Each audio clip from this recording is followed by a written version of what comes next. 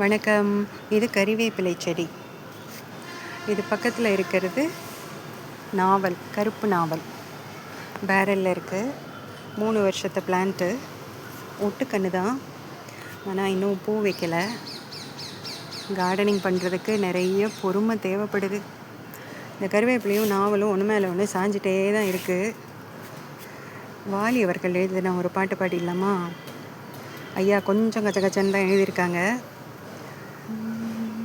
சொல்லித்தாருங்கள் பள்ளி பாடங்கள், இன்னும் என்னென்ன மன்னன் லீலைகள், தங்க பாவை அங்கங்கள் உங்கள் சொந்தங்கள், தத்தை போல் மெத்தை மேல் ஏந்தி கொள்ளுங்கள்.